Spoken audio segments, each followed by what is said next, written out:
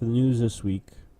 I mean, the main thing has been the shutdown, the government shutdown.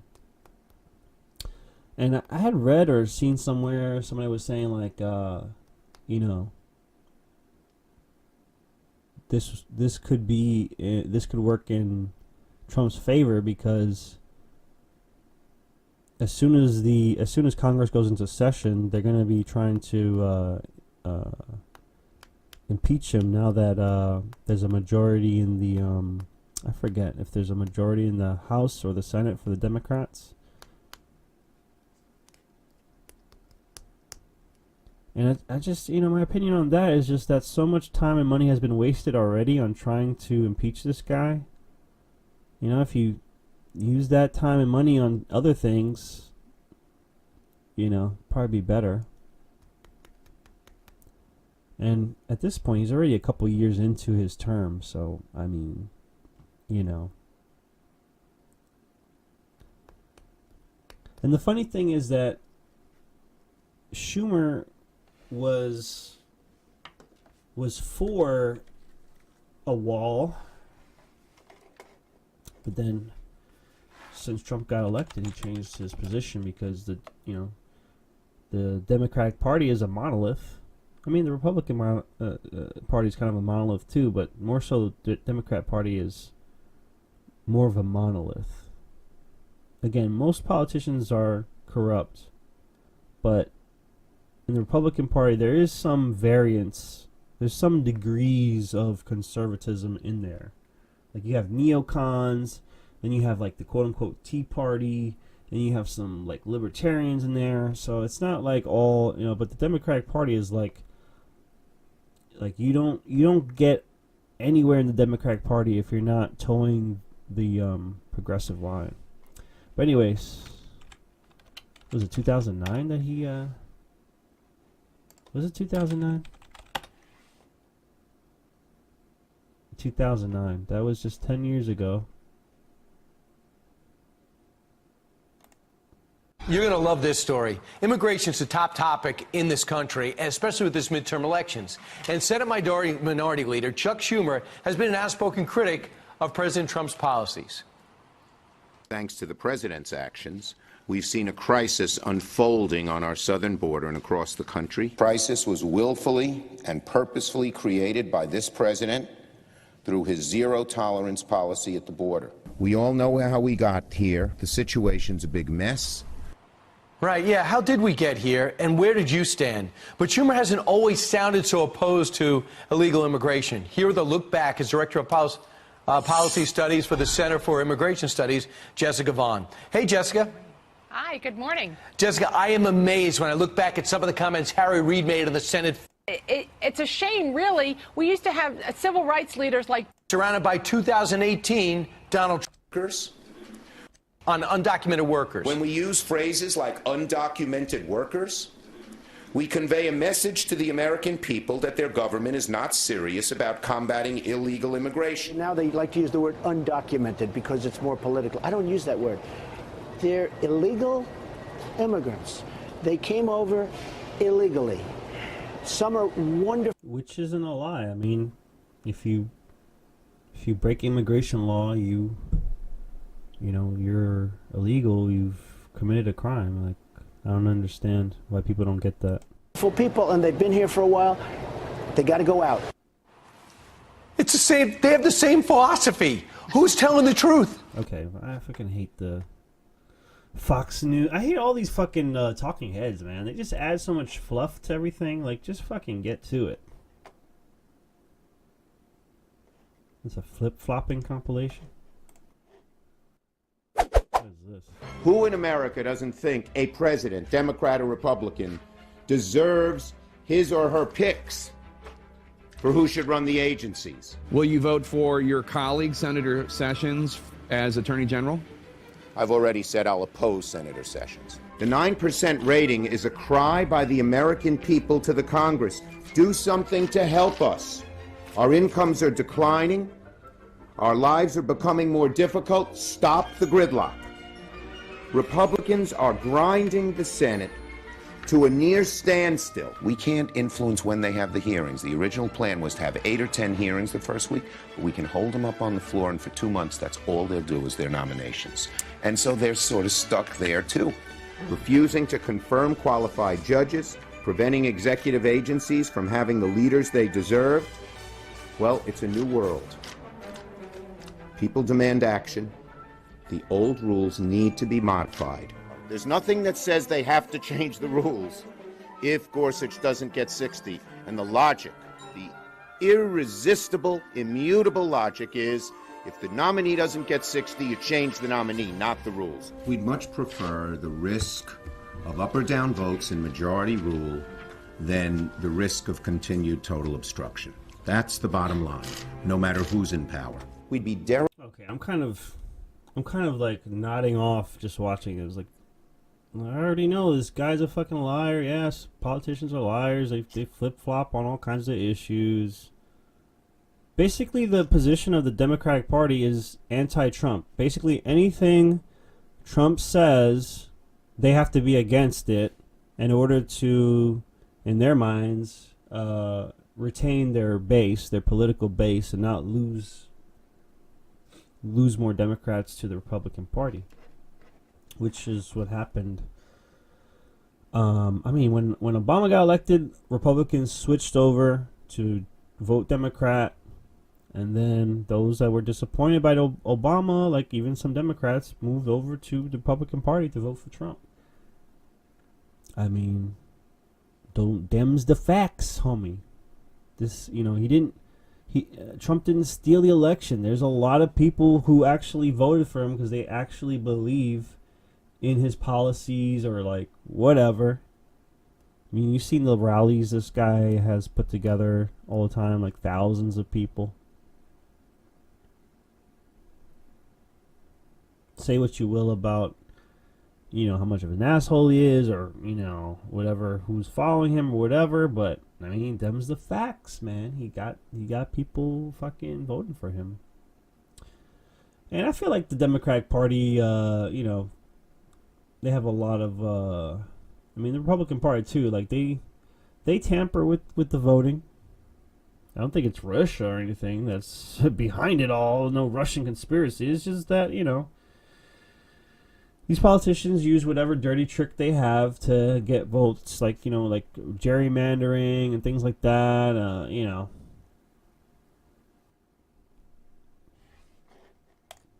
We want people coming in to our country based on merit and based on the fact that they are going to love our country and they respect our people in our country. For decades, open borders have allowed drugs and gangs to pour into our most vulnerable communities. Most tragically, they have caused the loss of many innocent lives. We are a nation of immigrants, and we should all be proud of it. But we're also a nation of laws.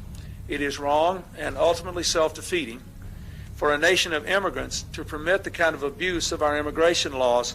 Not only in the states most heavily affected, but in every place in this country are rightly disturbed by the large numbers of illegal aliens entering our country. That's why our administration has moved aggressively to secure our borders more by hiring a record number of new border guards, by deporting twice as many criminal aliens as ever before. Families who enter our country the right way and play. Look at that. Bill Clinton, just 20-something years ago, referred to them as criminal aliens. Imagine if Trump was going around saying criminal aliens instead of illegal immigrants. I don't know. Criminal aliens sounds worse. By the rules, watch others flout the rules. People who enter the United States without our permission are illegal aliens, and illegal aliens should not be treated the same as people who entered the U.S. legally. And because we live in an age where terrorists are challenging our borders, we cannot allow people to pour into the U.S.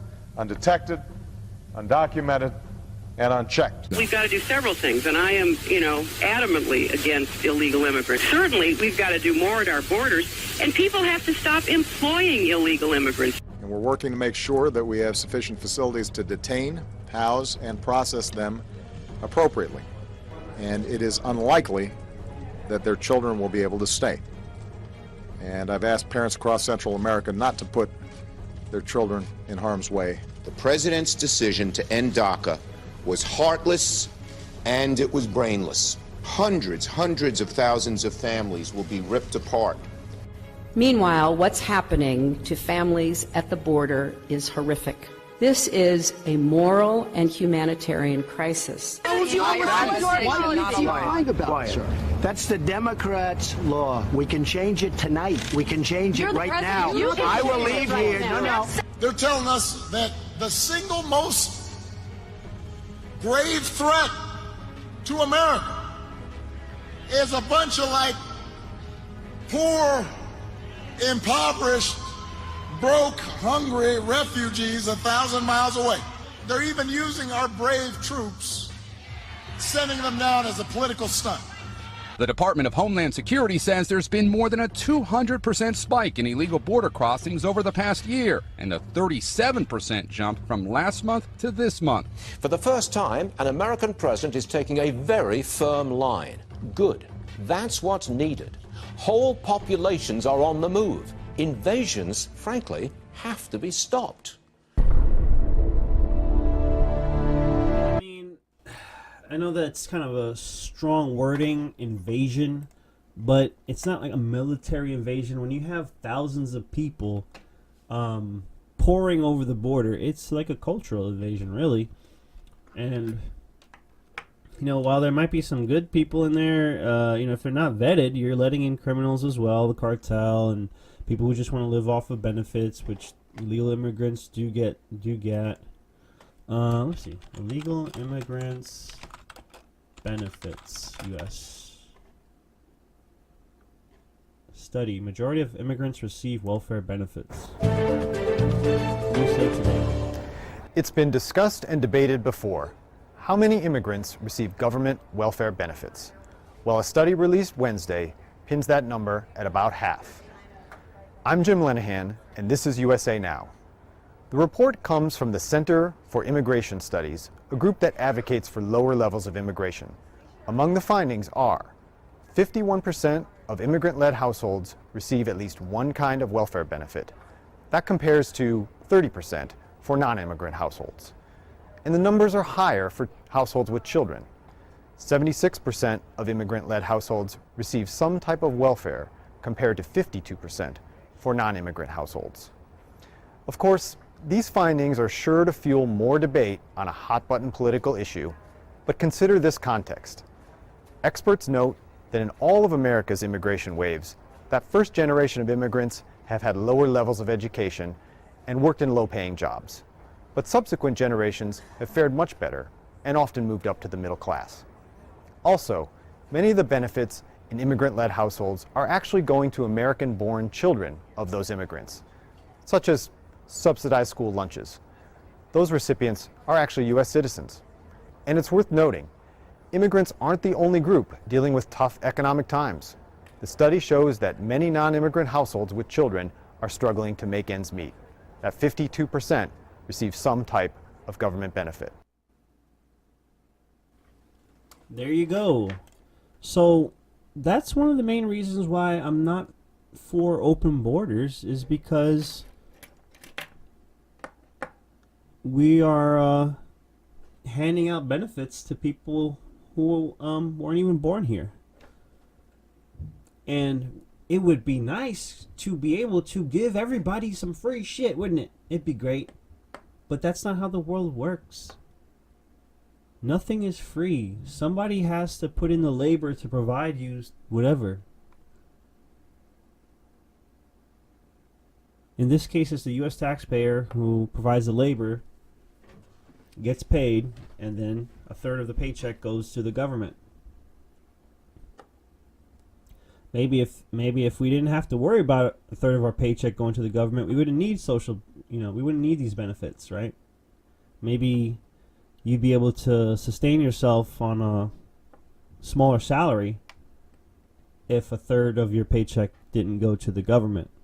Maybe instead of having to make $60,000 a year just to be able to afford the barest stuff in New York City, maybe you could have a $30,000 job and be okay. You know what I mean? Do you know what I'm saying?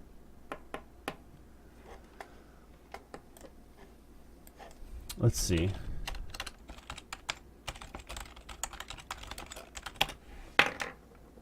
Drug cartels profit on human trafficking. Mexican drug cartel in the U.S. Trade and trafficking on the border. Let's see this.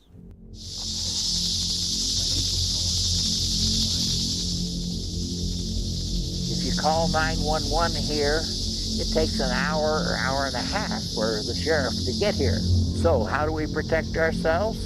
We pack guns. Yes. I have a gun with me everywhere I go. We live in a no man's land.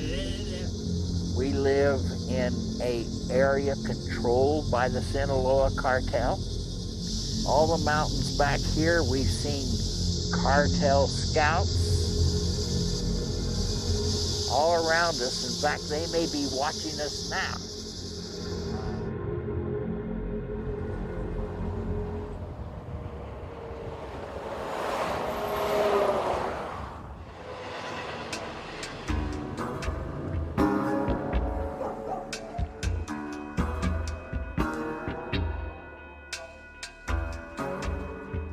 Our ranch is approximately 50,000 acres. 5.5 miles of our southern boundary is the international boundary, the border with Mexico, and it's a 4-strand barbed wire fence, not a wall.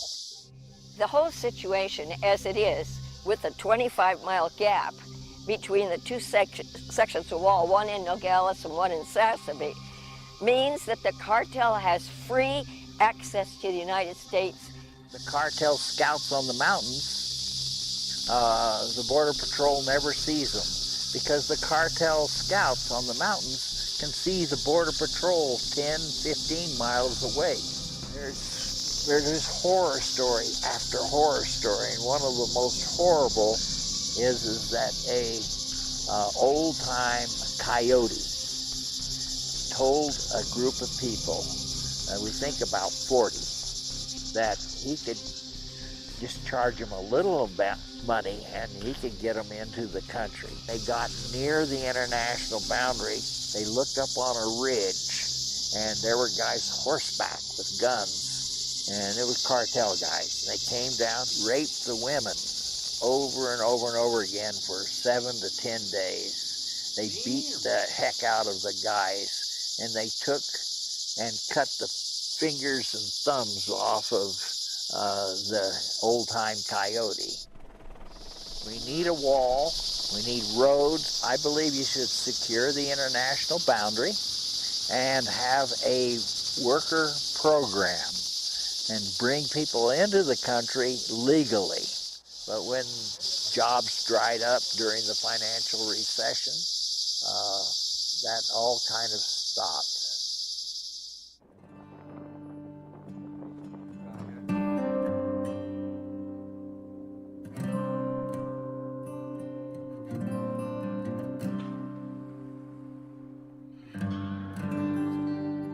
We are in Mexico. This is Nogales, Sonora. It's got, there's even figures, but there's about 450,000 people here versus 20,000 in Nogales. I came from Hermosillo, Sonora. I came here to Nogales when I was 14 years old. I went into Nogales High School. I feel safe here. We need trade. That's what we do. We're the first generation of university. My father's, my parents really made an emphasis of telling us to, go to college. They didn't have the opportunity. We did.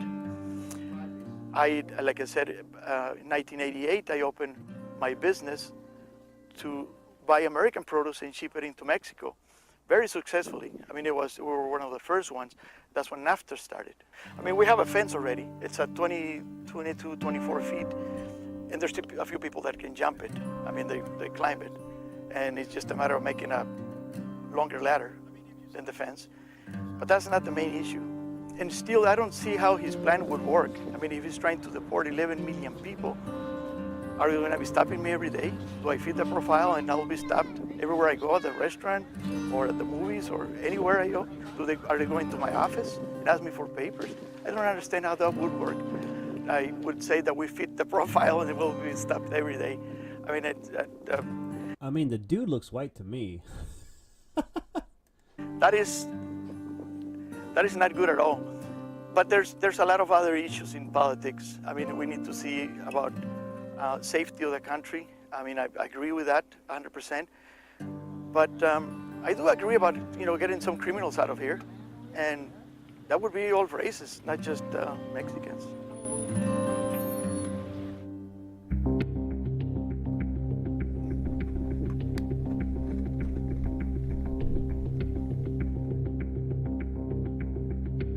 We've had a decrease in illegal entries, but we had an increase in narcotic seizures. The fence is going to be challenged and breached in different ways. We see smuggling, especially here in Nogales. We see smuggling activity via tunnels. We see in some locations we see ultralights. We see trebuchets or drug launchers and used by compressed air. So they're bringing up the so far what they're bringing up is that the wall might hurt some people, like economically.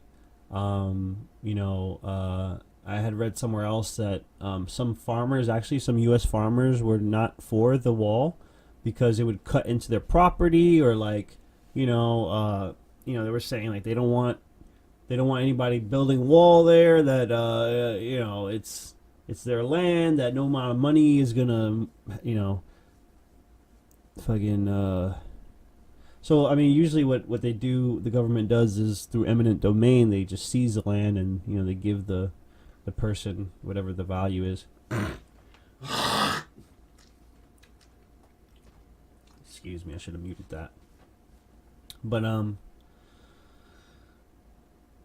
then this guy's saying how they'll just, get through the wall. I mean, I can definitely understand that. Yeah, these cartels, they will find a way. They'll do tunnels. They'll do whatever it takes. But it's like putting a lock on your door in your house, right? You put a lock on your door so that people you don't want to come in don't come in. But is there still a way in? Yeah, there's they could probably kick down the door if they really wanted to. Maybe they'll hop in through a window, etc., right? But the real point is to deter the criminal, or to at least slow the criminal down.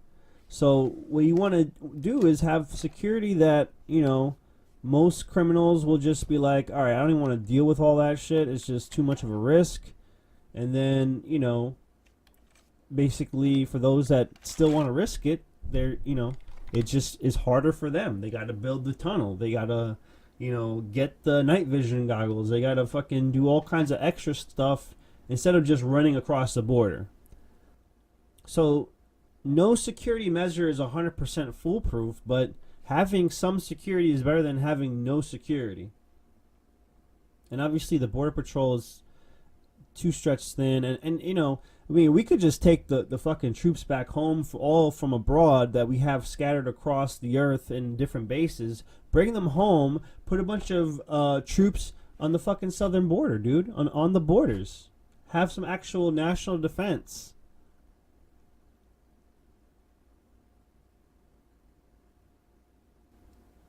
And that's something that can very well be done, but the military-industrial complex makes more money having us go to war fucking, out in the desert and shit like that.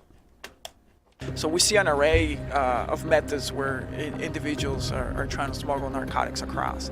Illegal activities out in the West Desert, what we refer to in the western seam between the Yuma sector and the Tucson sector. And that's what we see an increase in our illegal activity, and we have focused our resources deploying foreign operating bases, which means we have a campsite where our agents stay out for 5 days at a time. It long ago ceased to be a mom and pop operation to where now is a transnational criminal organization that that is overseeing illegal operations along the border. And, because not only are they in charge of smuggling people, but they're also smuggling narcotics. They're also smuggling currency and weapons back into Mexico. And there's always reports of like bodies found, border, U.S. Bodies of migrants found daily on U.S. border. In a corner of the cemetery in Falfurrias, markers without names jut from the sandy soil. Below them lie the lost, the unknown, the left behind. They were migrants from Mexico and Central America who died lonely deaths in the thick mesquite and oak forest of South Texas. It's horrible. It's just senseless death. I don't really understand it. Benny Martinez is Chief Deputy Sheriff of Brooks County. Last year, he recorded 129 dead migrants. This year, the numbers are increasing. Those that are not found, that they just decompose completely, and then the animals, the wild animals that come in there and just shred the body completely.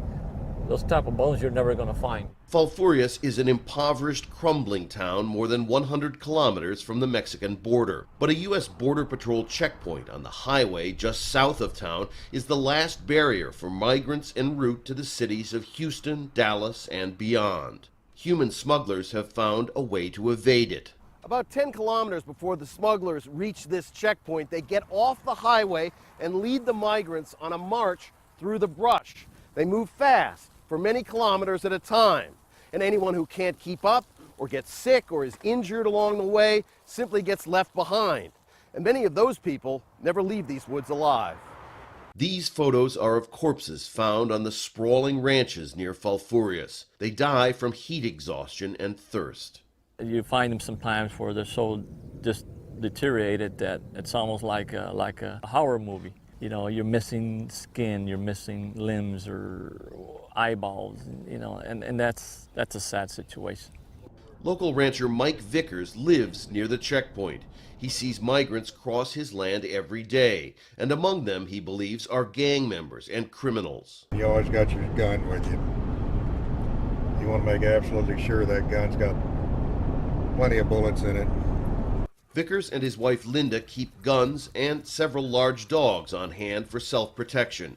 As time goes on, I feel less secure. It's no longer if I'm going to be assaulted, it's when. The U.S. has tightened border security in many areas, but less so in desolate and difficult regions like South Texas. But that hasn't deterred migrants from crossing. Eddie Canales is a local human rights activist. The more you create a situation, more people are funneled into areas where are more dangerous. As we're seeing, death is still not a deterrent. Martinez says he doesn't follow the debate over immigration reform in Washington closely, but he says attention must be paid to what's happening here. These persons they're human beings. It's a humanitarian issue here, and the fact that they're someone's dad or someone's mom, cousin, brother, relative, whatever the case might be, they're humans. Reform, if it comes, will have come too late for the nameless men and women resting beneath the sand. Rob Reynolds. And that was a 2013 video. And they're saying that basically illegal immigration has skyrocketed basically since then.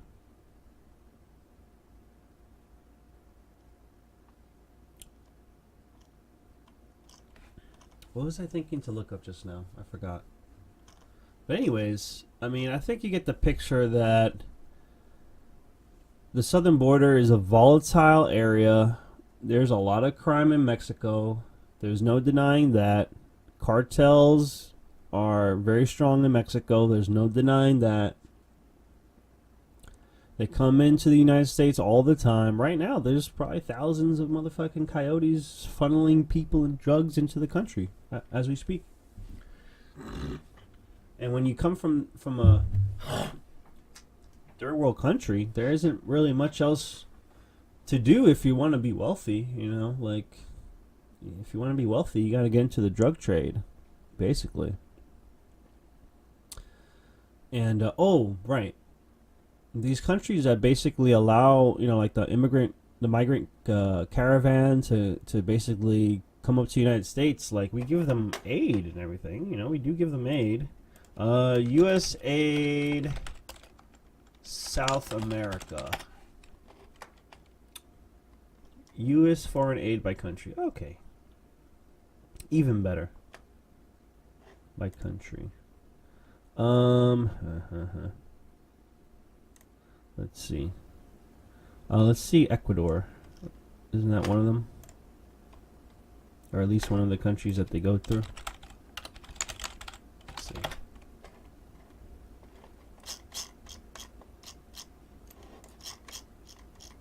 Let's see. So, a lot of them come from Honduras. Where's Ecuador? I forgot where that is. Oh, it's way over here. For some reason, I had thought it was right next to Honduras. But okay. Honduras. Let's look at Honduras, where a lot of these migrants have been coming from. So, what, we give them 180 million? Lower middle income country. Really? Low, lower middle, upper middle, and high. The World Bank. Interesting. Well, we give them $181 million. That's a lot of dollars, isn't it? What about Mexico?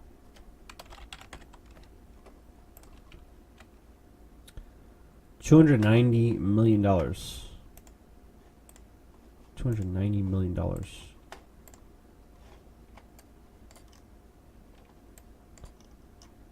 We got Guatemala. Oh, they got to go through Guatemala and Belize as well, right? Guatemala. Another 257 million. Dude, we give away so much money. 10 million to Belize.